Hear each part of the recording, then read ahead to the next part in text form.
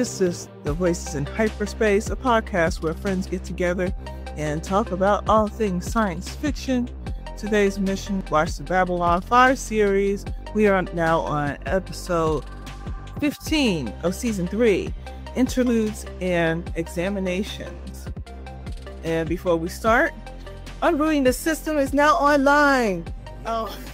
It will be available February 25th or 26th. I will have a special link on my website, Mel's Rebellion, for ordering. And I would love to hear you guys' reviews or read them when they get posted, when you post on Goodreads or Amazon. And let's get on with the episode. Yeah, that's so awesome to hear about and to be I guess be this close and witness. You're inspiring me. I see a lot of creators online and they're talking about, oh, I'm writing a book and I'm doing this and I'm doing that. But being part of watching your author blog and having conversations with you and then just seeing the process is so inspiring, and I'm super happy. Well, thanks. And I'm super happy for you. Yeah. Yeah, and doing this, talking about science fiction with you guys, it helps me with my writing and how I put together and realizing the things that I love about it and what I want to put into it. So the more you guys add to the conversation, the better writer I can be. Awesome. That's what's up. I'm here for it. So, for this episode, I thought we had a lot of really cool stuff happening, even though not much was happening. It was, I guess like you say, an interlude. But we got to see the frustration from the Rim worlds and the non-aligned worlds. Sheridan is explaining how there's so much going on. They're all fighting little wars or little battles with the shadows, but they're not helping each other. And he's like, it's almost like we're being isolated on purpose. Mm-hmm. And he's in that meeting with the Bakiri, and he asks them hey, will y'all join the Alliance? And they're like, no. We haven't been attacked yet, so maybe we won't be attacked. So we don't get any attention for that. And it pisses Sheridan off. And he's like, what can we do to ensure your alliance? And they're like, you know what? Y'all win a battle and we might think about it. And that's a messed up way to look at it. The shadows seem to be doing the divide and conquer thing. Yes. And in a later conversation with Delin, Sheridan even clocks that. They're like, they keep doing this run in at random and just blowing up stuff and then running away. What's the point? What's the purpose? And Delin is like, yeah, you know what? They did that in the previous work. Granted, it's 1,000 years ago, and it's stories that she's heard. And pretty much the idea is chaos. Keep everybody off balance. You don't know what they're doing, why they're doing it, so nobody has the ability to anticipate their attacks, and that keeps everybody separated and weak. And just kind of commentary, it seems like the purpose of all of this is so there is no alliance, there is no unification, there is no ability for people to join together, build a community, and keep each other safe. And the shadows are banking on that. It sounds like real life. Yeah. I mean, if we want to go there, we can go there. Come on, let's hear it. Because it's about a 10-second synopsis, babe, of the parallel to our current situation. It is this ideal of individualism, that the individual is the strongest by themselves and they can do anything. But then when the individual, gets chewed up and spit out, everybody else is like, oh, well, you made your choice. So you hanging out there by yourself, whether you are successful or not. And you have to pretend that you don't need anybody. And then when you get hurt, nobody is going to offer you community and rest and repair. They're just like, oh, well, you're on your own. That is definitely real life. That's definitely America. And it is being shown in this show that that's a problem. The chaos is a problem, and it's on purpose. I wouldn't piss on you if you were on fire. The other thing that I thought was cool is how this episode went about. Ivanova starts off with this voiceover of what happened, what's going on in the war. We see the shadow vessels blowing up stuff, and she's like, this is not great. And there's like a montage. We see that Morden is sneaking his way back onto the station. And that dude just has a punchable face. He has that face where you see that guy, you're like, man, I don't like you. And then we see Dr. Franklin in his quarters shooting up. Mm-hmm. He's on that stuff. And Londo is being Londo and pretending that everything is all A-okay. You know, there's no consequences for my actions whatsoever. The reason he is pretending that there's this normacy is he is waiting for Adira to come onto the station. He is super excited. That's the only thing he can talk about. He's given Veer all these different tasks to make sure everything is going great. He has secured her a suite. He's gotten all this stuff to shower his affections on her because he's in love with a stripper. That was my find. I mean, that was Did a you joke from the first time I rewatched watched it? So, I mean, it's so obvious. Right. So we have all of that has been set in the stage. We shoot back over to MedLab and we get to see Dr. Franklin. Did we hold on, babe? In those beginning little clips, wasn't the Black Shadow's human puppet like making some kind of deal in a hallway with, I don't know, some kind of crystals or something? Yeah, that's what Morden. Real sketch. That's what Morden was paying the guy for. When they cut scenes, the way they both turned around and walked away, and he followed him, I was like, "Ooh, he gonna kill him." Yeah, that's right. He murdered the dude. He knifed him. Yep, and it was like a couple scenes later, but I was like, "Yeah, I knew he looked like he was gonna kill him." They did a really good job with the cinematography to like give that feel in that moment. Yeah. All of that sets the stage for a lot of the things that are happening, but people don't quite see these conflicts that are happening or are about to start happening.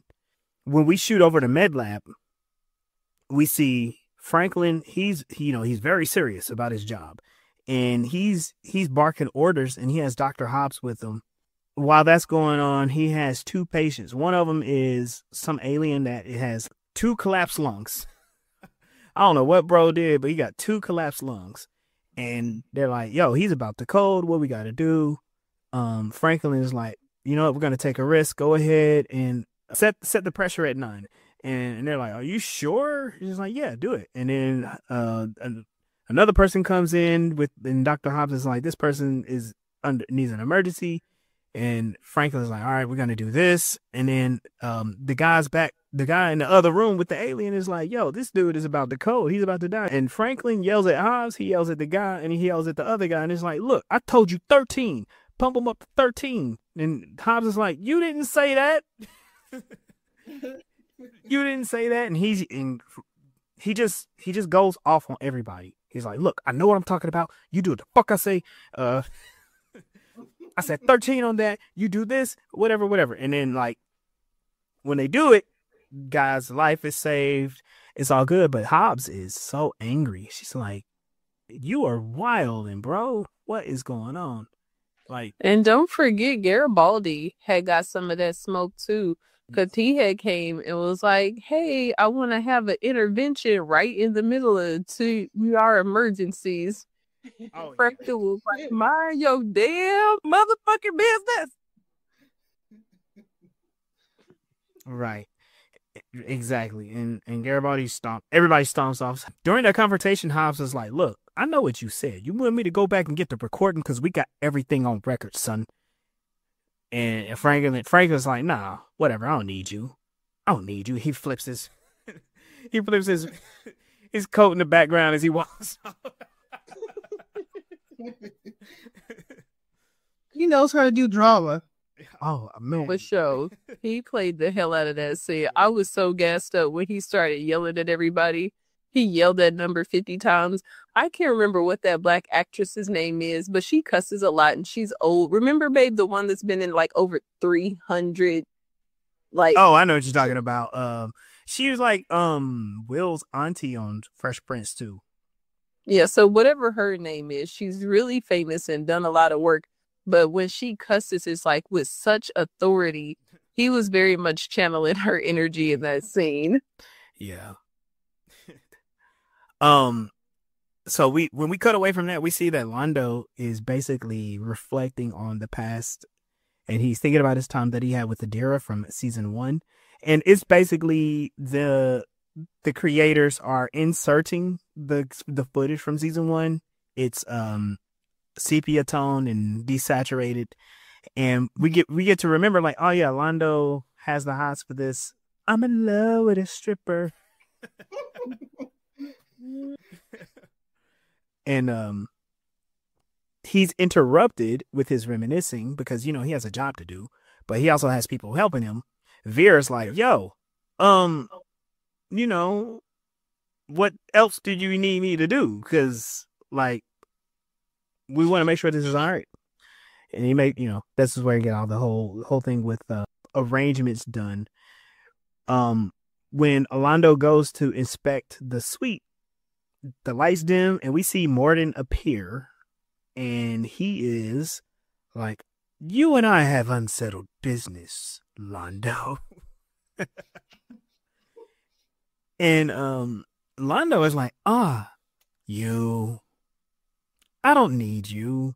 And Morden is like, it's kind of crazy because the last time we talked, I was fine with leaving and I was dealing with Laura Rifa, but Lord Rifa won't return my phone calls for some reason. I don't know. Do you have anything to do with that?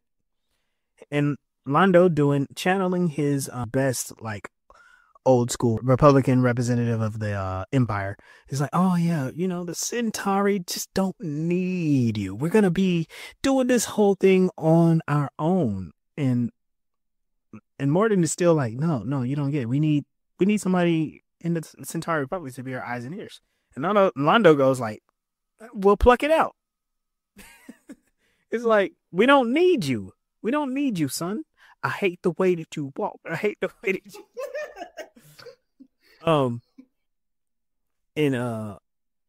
when Morden threatens Londo again, Londo is like, look, there's nothing you can do to me that hasn't already been done. And he just like whips his peacock feathered head around and he walks off. And while that's happening, you hear the voices of the shadows that are around him. And he's like, no, don't do nothing to him. There are other ways for us to get to Londo. And so he walks off, and that makes me very curious, like, what is Morden thinking? Also, like, okay, you're gonna do this the easy way or the hard way? Right. Also, Londo's talking about, like, everything's been done to him. Bro, you did it yourself. You murdered your best friend. You no accountability. None. You started this war, bro. It's you. And he's so no awareness at all, because, like, obviously he has a lot to lose. And he's like, oh, you can't do anything to me. Like, it just came as a part of his culture just to say that, despite the fact that clearly you do have things to lose. Right. And he's very oblivious to his actual vulnerabilities, but that's been him the entire series, not just the season, but the entire series. Yeah, that's Londo. Then we get to see Garibaldi. He walks in, he's confronting Franklin, and this scene I thought was amazing because for the first time, Garibaldi is being a human being to another human being. Yeah, it was really touching how compassionate Garibaldi was for the situation that Franklin was in. which is the kind of energy that we need from the police, but that we definitely don't never get. And if more situations were handled in that manner, seeing that there is a need that is not being met, and then trying to find a way to fill that need without like totally destroying all parties involved, that would, be a much better society for us. Yeah. And it didn't take us out of his character, even though it's so much out of his character, do the right thing the right way. Because like we know that Franklin likes his food, and he right, absolutely, he has a soft spot for him. But they have been friends outside of the fact that he's praised him for his cooking. I mean, if we look at this from a policing aspect, a way to look at it, for as far as alternatives to policing, a restorative justice perspective or a restorative justice approach looks like this: like a person approaching a person, acknowledging that there's a problem and that there is help from your friends, from your community, from the people who are being affected by it. In the show, is being presented as Garibaldi is breaking the rules to help Franklin. And that bothers me a lot, because you don't just report somebody. You try to figure out what the problem is, find different ways that you have solutions. And you don't just do it from one guy either. Stepping outside of the entertainment aspect, talk to your friends, talk to Ivanova, talk to Sheridan. What's his name? Gary? There's Gary, and then there's Zach. People who are directly affected, who have directly worked with Franklin, to be able to say like, hey, we care about you. You're the best person in the goddamn galaxy. So let's fix you now. Because that's the other thing. Franklin is always like, I got to take care of everybody. I got to do another shift. And part of it is maybe there's guilt there. I think. Ooh, Sunday, is that you? I'm feeling called out. Stop it. Well, I think Mel did offer an analysis of that. Like, it was way earlier. Like when his dad showed up, we learned that his dad wasn't there, and he felt like he had to take care of everyone. Yeah. And also, out of spite, he had to do it in contrast to how his father takes care of things. His father kills people, so he decided to save lives. And that has become his whole personality. He hasn't, and like he said in this episode, he hasn't stopped to listen to music or go on a date or anything, because there's nothing else to him but that. He hasn't, it's a trauma response. And trauma responses are illogical. It's illogical for him to burn himself out like that. But in this case, you don't catch it as immediately as someone just straight up hurting other people as a trauma response, because they're fighting to protect themselves. Yeah. All of that is going on. And Franklin has developed this lack of trust for anybody else. He thinks that he's the only one that can do what he does. And so he doesn't take any time off, because I'm the best person in the world. I'm the smartest person in the world. I am the most responsible. Give me my drugs. Let me do my job. But Garibaldi is like, yo, you flew off the handle down there. And I don't think that's good. And I think, we need to talk about your use of stems. Franklin blows up at Garibaldi again. Yep, because that's what a drug addict would do. Mm-hmm. You trying to, or not even just a drug addict. I've seen this in people's addiction to even food. Just the mere mention of like substituting cheese with something else. You try to take my cheese away? I'm like, yo, hold on, calm down. It's gonna be okay. There's nutritional yeast, I promise. It'll be delicious. In this confrontation, Garibaldi says something that, like I said, it bothers me. He tells Franklin, like, don't make me go around you to do my job. And they do point out, like, why he says that. Franklin is the chief medical. He's chief of medicine on the station. And so, like, all of the stuff that Garibaldi would need, he's the guy that he would talk to. And Franklin was like, do what you got to do, bro. I don't care. I'm like, I don't care. I don't have a problem. I don't care, bro. I can stop anytime. Yeah. And it's sad because, again, these are two people who are being humans to each other, and there you see the lash out.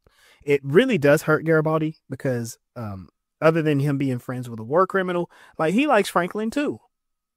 But now he's about to put on his cop hat and be an asshole for the rest, but not for the rest of the episode, for the time being. He put that assholeness to good use because he was trying to help his friend. Yeah. And so Garibaldi's actions are, he's like, all right, cool. So he goes to Dr. Hobbs and he's saying, like, you know what? I need to know where to get blood records for the staff. And she's like, why would you do that? And she's like, and Garibaldi says, well, I suspect there's an issue with Franklin. I did check the recordings and you were right. Franklin fucked up. And if he didn't catch it because of you, that patient would have died. Fuck it up, fuck it up, fuck it up. And Hobbs is like, yeah, but I'm not trying to get him in trouble. Like, and besides, you would have to go to Franklin to get the records. And then Garibaldi's like, look, I understand what the deal is. I really don't want Franklin to get in trouble. I want him to keep his job. I want to help him, but I need to know for sure if he's addicted to this stuff. And Hobbs is like, all right, look, I'm not going to help you get the records, but I'll tell you where the records are. I'll tell you where the records are. And that's kind of like, she understands what's going on, but she's trying not to get involved. Hell yeah, because that shit will come back and blow up right in her face. She'll read her whole license to practice medicine. Yeah. Or at least pisses off Franklin. We already seen him snap at her. Snitches get stitches. Yikes. For real, too, because they're doctors, so they know how to move organs and stuff. Not I'm gonna stab you and then stitch you back up. You back up. You won't know what I took out, bro. We go over to Delenn, and Delenn is expressing concern over Sheridan's exhaustion. You know, he's overwhelmed by the shadow reports. Like he's overwhelmed by the reports of the shadow attacks. And he's also frustrated that nobody is actually trying to mount a defense. After he's talking about all this stuff, he says, the worst part about it is I feel like I'm lying to them. I think we can join together and form like an alliance, but I don't know if that's going to win anything. And Delenn, in all of her glory, like, I believe that Delenn is an extremely intelligent person. She's been shady for all 3 seasons. She's been holding things back, but she says stuff in the worst way. She's like, well, if you don't know if we can win, maybe you should give them a victory. Whenever you get through, everybody need a bad bitch like Delenn holding them down. She get the shit done because that was the inspiration that he needed to do what needed to be done. Yeah. And he's like, how am I even supposed to do that? Like, how am I supposed to win? In fact, like, nobody talks to me. I don't even get to talk to Kosh. I ain't seen him in weeks. And then that's when they stop and look at each other like, gosh.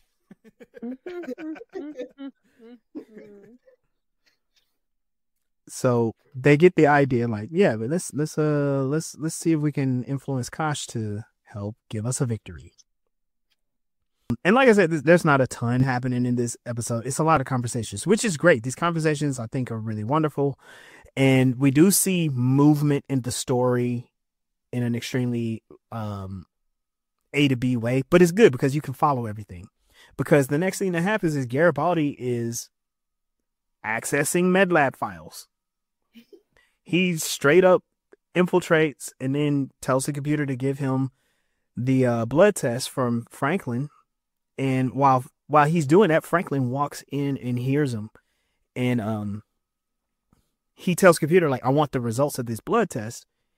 And then when the computer says, okay, I'm ready to give it to you, Garibaldi says, never mind. He turns around, runs right into Franklin. Give it to me, baby. Franklin's like, why? And Garibaldi, for the first time in this entire series, asks a relevant and intelligent question. Which is, why? Why did I access the files, or why did I dump the results? And Franklin says, why'd you dump the results? And I don't know if we mentioned before, but when Garibaldi was talking to the other doctor, Franklin was in the same establishment and, saw from a distance that Garibaldi was, going through the alternative means of finding the information. And this prompted Franklin to take a look at a blind spot that he had. He was effectively functioning in cognitive dissonance, because what his beliefs are saying about, working and, not being addicted to stems, but his actions are not lining up with that. And seeing as how he's the only one that gets to see the blood results, he went and looked at his own. And because he is a brilliant scientist, it's very clear, whether you can be in delusion about how many stems you're taking and how effective work you can produce. If you're using this number of stems in this amount of time, you an addict, my boy. You just out here on that end. You're one step away from doing some strange things for some change. I'm cuckoo. And you never know when you're addicted, then, until you actually see the effects. No one chooses I'm gonna go feed into my addiction bed. When someone says that, they're joking, right? It's not really an addiction. It's casually doing it. Yeah. And they do have that heart to heart where Franklin explains, numbers don't lie. I can lie to myself, but numbers don't lie. One number says I am addicted. One number says I'm not addicted. And I've been lying to myself. And Garibaldi turns to him and asks, well, what are you going to do about it? And Franklin was actually going to ask Garibaldi, what are you going to do about it? Nigga, I don't know. What you going to do about it? You snitching on me or what? And so that question is left hanging in the air. So we get to cut away and see that Morden is spying on Veer. And Veer just really, really hates Morden. Morden is like, hey, Veer, I see you over there doing a lot of stuff. What can I do for you? And Veer's like, I don't know, short of dying, nothing. I love that answer. That was... Curve that dude so hard. And the thing is, Veer is not playing. Bro wants him to die.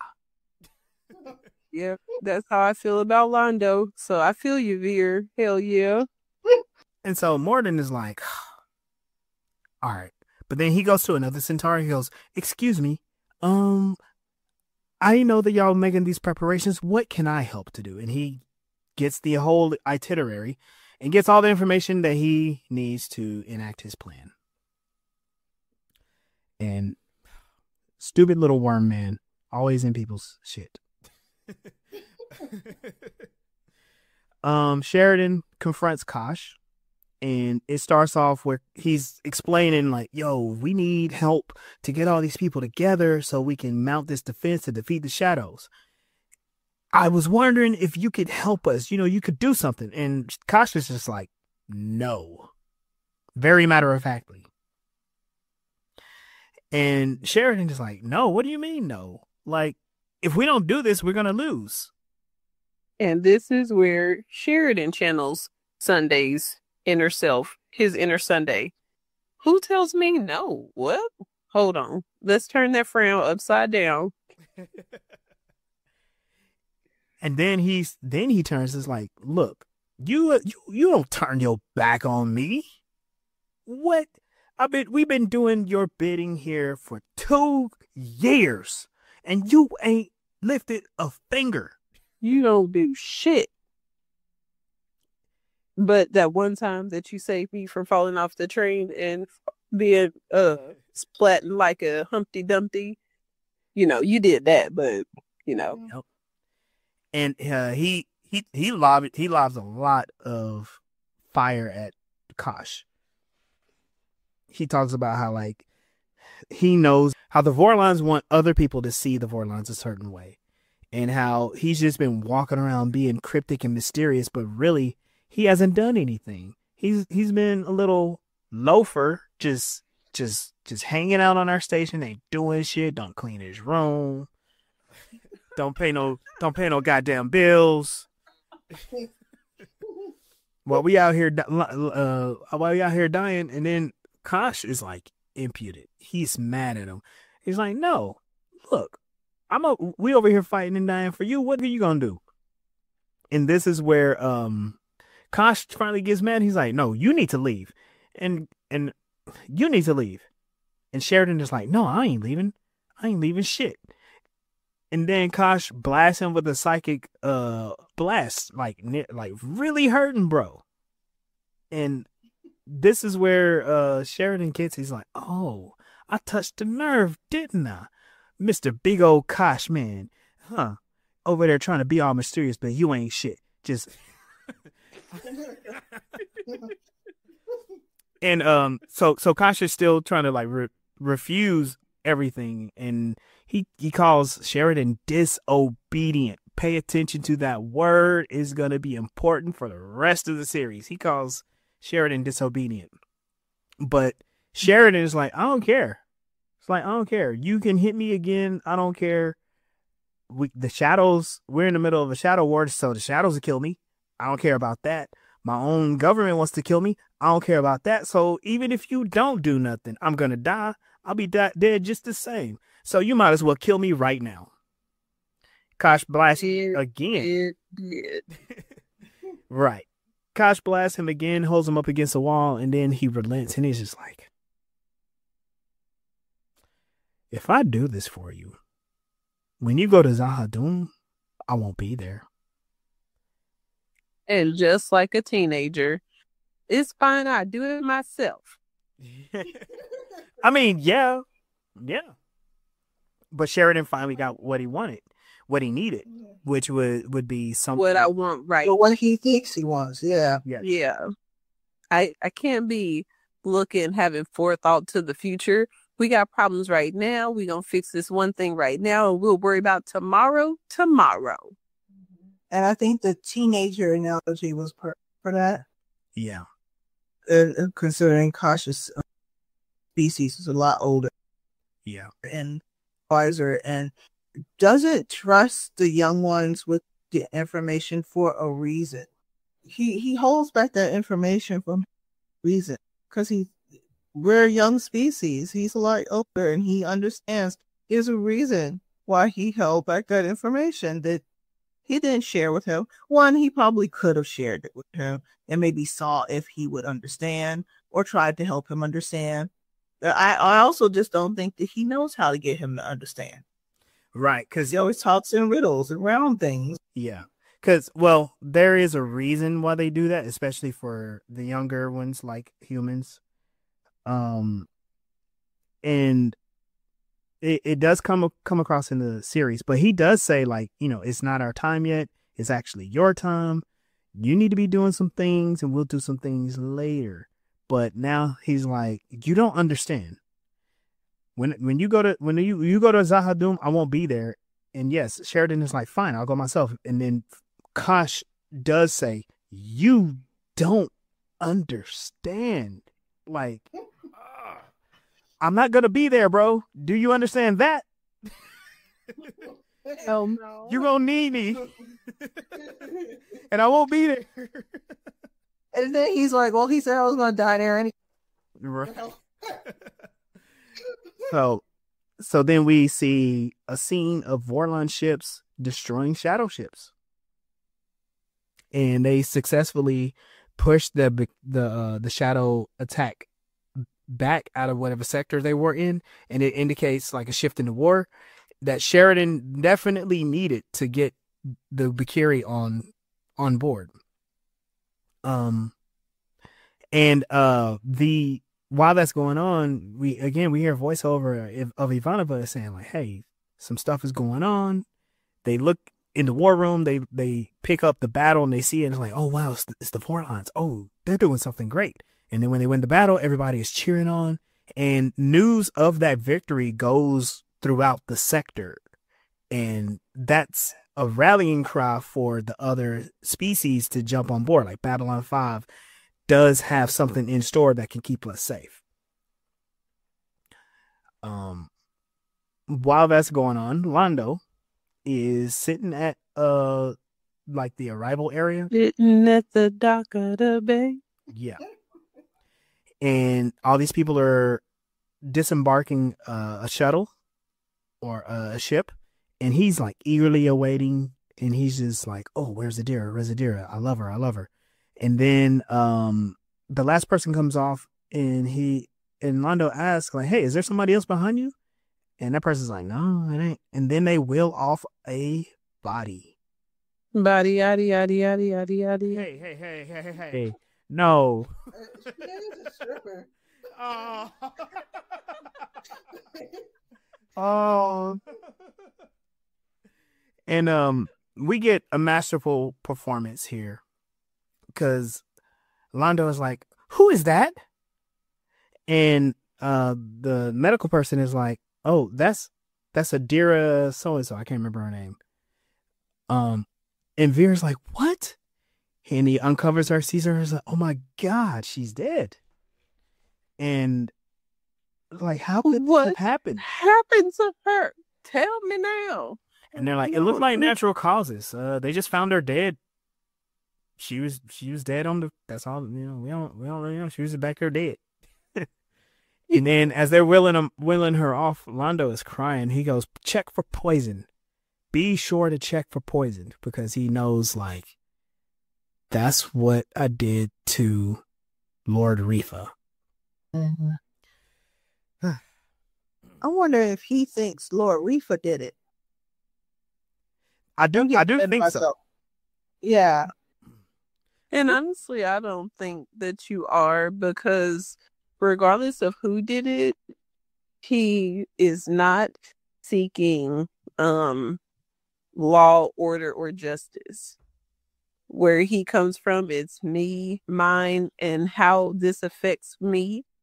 And so instead of like actually finding out who killed your beloved stripper, you just go wage war on anything in your path. Yep. You're gonna, fall back into bed with the very person who was manipulated and the kill Joe Boo thing, and gonna give them exactly what the fuck they want. That's why I think he thinks Rifa did it, because if he suspected Morgan, he wouldn't be trying to help get aligned with Morgan. Yeah. Right. And even if he's suspected Reefer, why would that, make him want to go in alliance with Morgan and hurt all the other planets? It's Morden. Morden is okay. Morden. It's fine. It's fine. They know what you're talking about. Okay, so whether it was Rifa or Morden who killed her, his response to align with the shadows and then go conquering, other worlds and planets for the glory of his namesake. That's some weird shit. That's that colonizer shit. Yeah. No, find out who actually killed her and seek justice for her death. Not, my pride is wounded, my heart is hurt, so now I'm going to go do the next thing that makes me feel good, which is domination over others. Yeah. Yep. And that's exactly what a narcissist would do. Find power over other people instead of like actually doing productive and about the problem. Mm-hmm. Yep. We also get to see that Morden, who paid someone to get himself onto the station, also was paying somebody who most likely administer the poison to Adira. So we, as the audience, get to see, like, yeah, it's the snake. Mr. Punchable Face was responsible for it. While that's going on, we get a really interesting sequence. So while that's happening, Morden, like, you know, he touches his ear, like, oh, wait, I just heard something. Okay, like something really important has his attention. While that's going on, Sheridan, who is asleep, he's having a dream about his father. And his father is explaining, like, hey, son, I wish I could have helped you earlier. I wish I could have done more, but I gotta go. Some shit is going down. and Sheridan's like, I don't understand. He's like, look, I wish I could have helped you. You were right, but I'm out of time now and I gotta go. What is going on is this is Kosh contacting Sheridan telepathically as he sleeps, while Morden is in Kosh's quarters in the shadows, chopping him to bits. They're killing this dude. It makes me wonder, like, what are the shadows that they can kill a Vorlon? You know, they are one of the old ones now. The shadows do mimic spider-like things. I am curious about, like, their actual physiology. I feel like their physiology is contrast to the Vorlon. Yeah. Because they're shadows and the Vorlons are light. Usually when he shows his true form to someone or something, it's just light. This is the thing that Kosh was talking about. Kosh was explaining, like, if I do this, it's going to draw attention. And when it's time for you to go to Zahadum, I won't be there. And he won't be there because they will know that the Vorlons taking direct action, which directly threatens the shadows, is not tolerable. And so the shadows went and killed him real quick. And Sheridan wakes up from a dream. He realized that it was Kosh, and he's heartbroken over what had happened. And that has to be like a struggle to, one, you don't have telepathic powers, but someone has been telepathically projecting into your dream and manipulating things. That has to be disorienting. But then also to have, like, realize the gravity of the situation, that has to be crazy. The bad advice that he got for going to sleep, as opposed to going and talking to Kosh when the spirit moved him. Don't listen to others. Follow your first instincts. Yeah. I mean, they had been complaining about him not resting all episode. Yeah, and Sheridan would have died if he went to go see Kosh right then. And so it was a wild situation. And what it does for the writers, they get to remove, ideally, one of the most powerful and mysterious characters in the show off the board. And it is sad because we were getting acquainted with Kosh's cryptic presence and his odd way of speaking. And he seems wise and compassionate, but at the same time, there's a passiveness, a coldness to him. And now he's gone. Yeah, and there's a slight problem with the fact that Kosh is so OP. Yeah. Like, yeah. Like him holding back story aspect where he's training them and he has to stay back, but it's very shonen. It's very shonen of them to have the trainer dude like just sit back and just be totally stronger than all fighters. And when it comes down to, like, hey, instead of training, that's how I do it. And they have to, like, there needs to be a solution for that. Either, you know, you end the story by the Vorlons just showing up and taking them out, or you have to put some type of plot in there to actually keep him from doing that. And realistically, the only thing keeping him from doing that is his pride and his life. So, wrapping up these different storylines, Kosh is dead. Sheridan knows. Morden is promising revenge for Adira, but he's aiming it at Rifa, and Morden is like, "Oh, let me help you." That basically gets Morden back into like the Centauri Republic and moving things around there. Franklin, this I thought was really interesting. Franklin calls Sheridan down to Medlab, and he admits that he's addicted to the stems, and he decides that what he's going to do is he's going to resign as chief of staff, and he's going to go on a journey of personal recovery and self-evaluation. And that is very interesting. As we finish the episode, we hear how the Vorlons know about Kosh's death. They don't want y'all to tell nobody about it. Just put all of his belongings, no matter how destroyed they are, everything that belonged to Kosh, into the ship.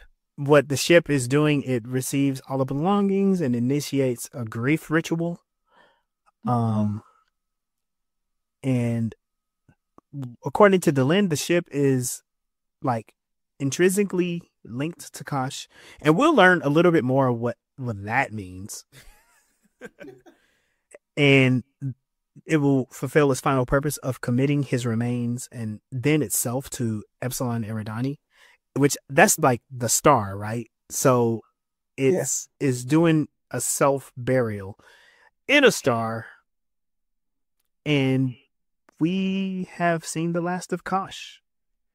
So, like, where does that leave our characters? Where does that leave our heroes? Yes, we have an alliance among these worlds that bitterly argue with each other.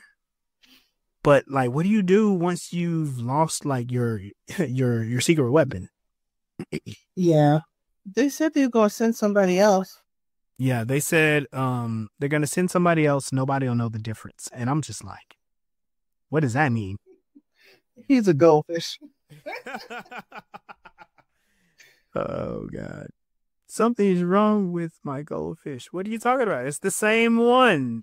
It's been there the entire time. Yeah. So it's just like we got to see, like, this is interludes. This is kind of a holding space. I don't really see it as a filler episode. This is more of a like chill out. A lot's been going on. We need to chill out for a second. Well, I think they kill off a main character too. So. Yeah, that's it. We need to kill this guy, in like the least heroic way possible too. And it also gives you an idea of the scale of the power of the shadows. They're super intelligent in the way that they've been keeping all of the non-aligned worlds separated and fighting for themselves. And then they kill Kosh. They start to feel like a massive threat, you know?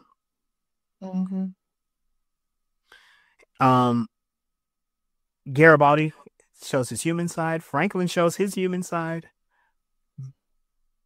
Londo shows emotion. Yeah. And I guess you could say, like, but you know, before the recording, I was saying this is actually kind of the theme is kind of manipulation. Everyone is trying to get someone else to do something for them, and they all end up in completely different places. Sheridan is trying to get the non-aligned worlds to get together, and then he tries to get Kosh to fight his battle for him. Franklin is trying to get people to listen to him. Garibaldi is trying to get Franklin to chill out. Londo is trying to get Veer to do some stuff for him. Morden's trying to get Londo and the Centauri Republic to do things for him. And then where they all end up is we lost Kosh. Franklin is hitting the road. We do have an alliance, kind of. We'll see how that goes. We'll see the strength of that alliance. And while we might have a resolution to this episode's plot, we have a lot of questions. We have a lot of questions left over, and it makes you wonder, like, is the next episode going to address this? Right. Well, let's see. We've got. We don't have to do many more episodes. There are 22 episodes, so like 5 more episodes. Yep. With a whole lot of questions. Yep. There's a whole lot of questions, and this season ends in a pretty wild way. So any other thoughts on the episode? I thought this was like one of those character pushing, not necessarily story pushing, but character. So the character development was the strong point of this episode. Yeah. But then always, sorry. No, you ain't. Go ahead. Always when we push the character development, it eventually changes how the characters act, which changes the whole plot, which affects the plot. So, yeah. This was a wonderful episode, and they had a lot of moving parts, and each individual wasn't like a side story. It felt like a bunch of individual main stories kind of sewn together. Very much how the opening scenes were. It kind of continued that thread throughout the episode. And it also made the characters feel like real people. They're complex, they have issues, and we're seeing the consequences of that. And it doesn't mean that you're only going to go in one direction. There are mountains and valleys, and our characters are going through that. And it's amazing because you don't just like power up and beat the bad guy. You have to defeat your like internal demons too. And we're dealing with a lot of that. You said that, and my brain went straight to Dragon Ball. Yeah. It's like this in training. Our whole character development is you get to train under heavier gravity. Yeah, hey, that's yeah. You don't get to grow as a person, try to figure out how to be dad or anything. Yeah. Yeah. All right. Well, let's get on out of here. This was a good episode. Thank y'all for joining us for this edition of Voices in Hyperspace. We are on Facebook, where you can continue the conversation. Also, take your comments over to our YouTube and enjoy that. We're also on TikTok, and be sure to tell your friends that they can get us on all of their streaming platforms. I'm Legendary Black Lion. You can catch me on Instagram at Legendary Black Lion. I'm Mel Asylum. You can find me at melasylum.com and most social medias. I also have a YouTube channel, Mel's Rebellion. Hey y'all, this is Sunday. Thank you so much for hanging in here with us. You can catch me at a poker table. That's right. We're going to get out on that. And we will see you out there. Peace.